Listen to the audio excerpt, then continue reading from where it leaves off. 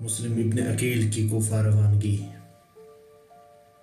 حضرت مسلم کی روانگی کے وقت حسین ابن علی اپنی جگہ سے اٹھے، رکن و مقام کے درمیان 2 رکعت نماز ادا کی اور خداوند سے اس موضوع کے بارے میں خیر کی درخواست کی۔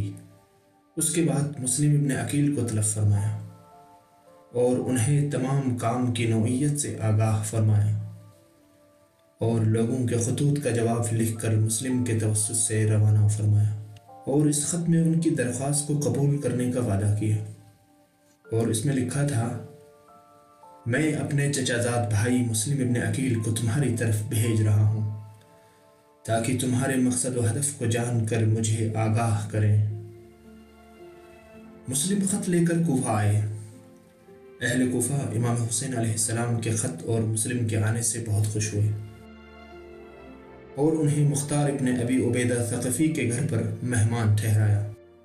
شیعہ چوک در چوک مسلم کی زیارت کے لیے آئے تھے اور جو گروہ بھی ان کے پاس آتا وہ انہیں حسین ابن علی کا خط پڑھ کر سناتے تھے اور خوشی سے ان کی آنکھوں سے اشک جاری ہوتے اور ان کے ہاتھ پر بیعت کرتے تھے، یہاں تک کہ 18,000 افراد نے ان کے ہاتھ پر بیعت کی۔ ابن زیاد کا والی کوفہ بننا۔ عبداللہ بن مسلم باہلی، عمارہ بن ولید اور عمران بن سعد نے یزید کو خط لکھا اور اسے مسلم کے کوفہ آنے کی خبر دی اور تقاضا کیا کہ نعمان بن بشیر کو کوفہ کی گورنری سے معزول کر کے کسی اور شخص کو حاکم بنایا جائے۔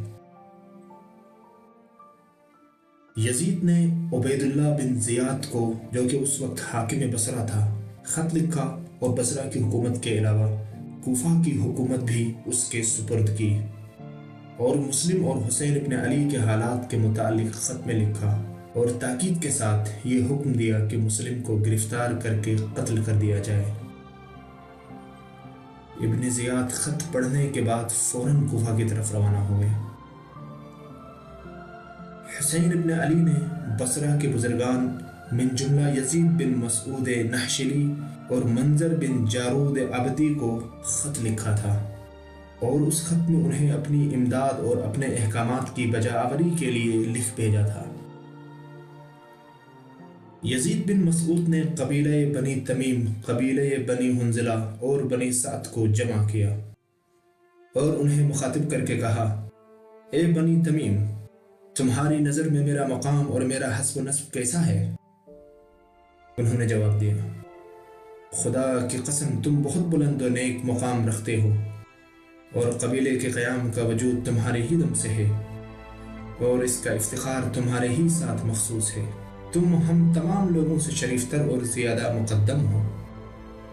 اس پر اس نے کہا، میں نے تم کو ایک مقصد کے لیے یہاں بلایا ہے تاکہ تم سے مشورہ کروں اور مدد لوں۔ واللہ آپ کو مشورہ دینے میں کنجوسی سے کام نہیں لیں گے اور اپنی آراء کو پیش کریں گے۔ اب تم اپنے مقصد کو بیان کرو کہ ہم سنیں۔ اس نے کہا، اے بنی تمیم، جان لو کہ معاویہ مر گیا اور واللہ اس کی موت پس تو بے قیمت ہے کہ جس کا کوئی افسوس نہیں، اور جان لو کہ اس کی موت سے ظلم و ستم کا خاتمہ ہو گیا۔ معاویہ نے لوگوں سے بیعت لی تاکہ اپنے بیٹے یزید کو حکمرانی سپرد کرے اور اس کو محکم و استوار بنائے، لیکن بعید ہے کہ اس طرح ہو۔ واللہ اس نے بڑی جد و جہد کی لیکن یہ کوشش ناکام رہی۔ اس نے اپنے مکار دوستوں سے مشورہ کیا لیکن ذلیل و خوار ہوا۔ اس وقت اس کا بیٹا شرابی و بدکردار یزید اس کی جگہ پر بیٹھا ہے اور مسلمانوں کے خلیفہ ہونے کا دعویٰ کر رہا ہے اور بغیر ان کی رضامندی کے اپنے آپ کو ان کا امیر جانتا ہے، جبکہ اس کا حلم و بردباری بہت کم اور اس میں دانشمندی نام کی کوئی چیز نہیں پائی جاتی۔ راہ حق سے اس کا دور کا بھی واسطہ نہیں ہے۔ وہ کس طرح امت کی باغ ڈور سنبھال سکتا ہے؟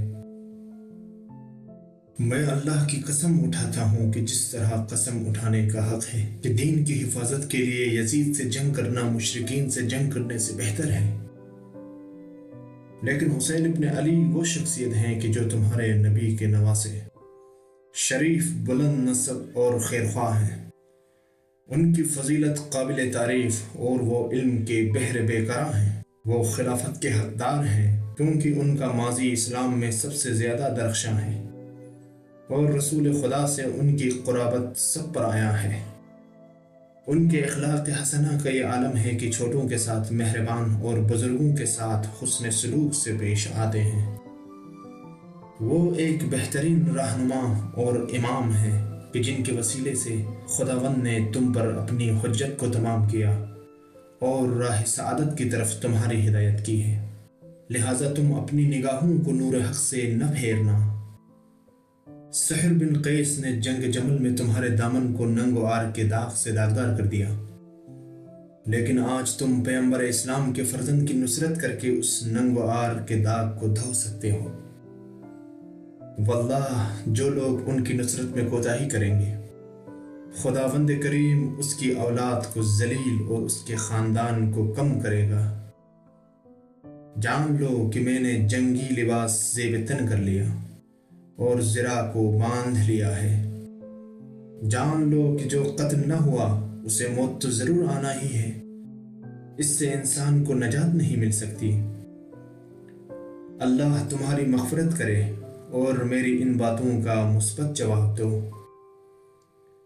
بنی حنظلہ نے کہا، اے ابو خالد، ہم تمہاری کمان کے تیر کی مانند ہیں، تم جس نشان پر پھینکو گے نشانہ خطا نہیں ہوگا۔ ہم تمہارے کاروان کے ایسے شہسوار اور سپاہی ہیں کہ جس جنگ میں بھی بھیجو گے فتح و نصرت کا صحرا تمہارے سر ہوگا۔ واللہ تم جیسے بھی خطرناک راستہ چلو گے ہم تمہارے ساتھ چلیں گے، اور ہر وہ سختی کی جس کا تمہیں سامنا کرنا پڑا ہم بھی اس کا سامنا کریں گے۔ خدا کی قسم ہم تلواروں کے ساتھ تمہاری مدد اور اپنے جسموں کے ساتھ تمہاری حفاظت کریں گے۔ جو بھی تم چاہتے ہو وہ اقدام کر لو۔ اس کے بعد بنی سعد کے لوگوں نے جواب دیا اور کہا، اے ابو خالد، آپ کی رائے کی مخالفت ہمارے نزدیک سب سے زیادہ ناپسند ہے، لیکن سحر بن قیس نے ہمیں حکم دیا ہے کہ ہم جنگ نہ کریں، اور ہم نے اسے مناسب جانتے ہوئے جنگ نہیں کی اور عزت سے رہ رہے ہیں۔ اب صورتحال یہ ہے کہ ہمیں مشورے کی مہلت دو تاکہ ہم آپ کو اپنے فیصلے سے آگاہ کر سکیں۔ اس کے بعد بنی تمیم کہنے لگے، اے ابو خالد، ہم نے تمہارے اور تمہارے قبیلے کے ساتھ عہد کر رکھا ہے کہ جس پر تم حملہ آور ہوگے ہم اس پر حملہ کریں گے اور سفر میں تمہارے ساتھ چلیں گے۔ تمہارا حکم سر آنکھوں پر ہے، تم پکارو ہم لبیک کہیں گے، اور حکم دو تاکہ اس کی اطاعت کریں۔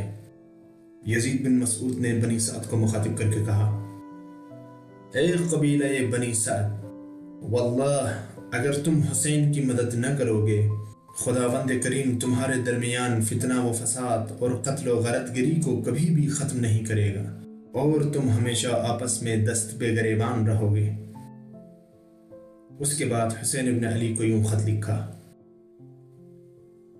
بسم اللہ الرحمن الرحیم، اما بعد۔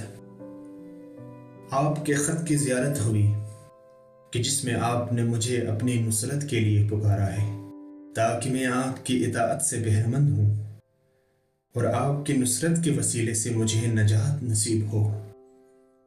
یہ یقینی امر ہے کہ آپ ہی لوگوں پر خدا کی حجت ہیں اور اہل جہاں میں اس کی امانت ہیں۔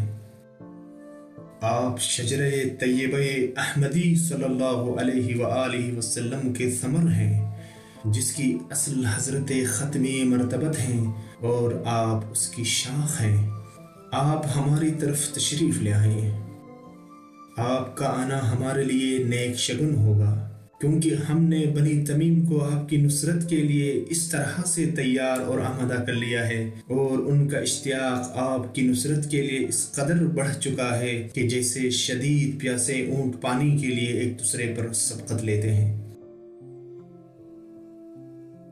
حسین ابن علی خط پڑھ کر بہت خوش ہوئے اور یزید بن مسعود کے حق میں دعائے خیر فرمائی کہ خداوند کریم تم کو قیامت کی وحشت و ہولناکی سے اپنی امان میں رکھے۔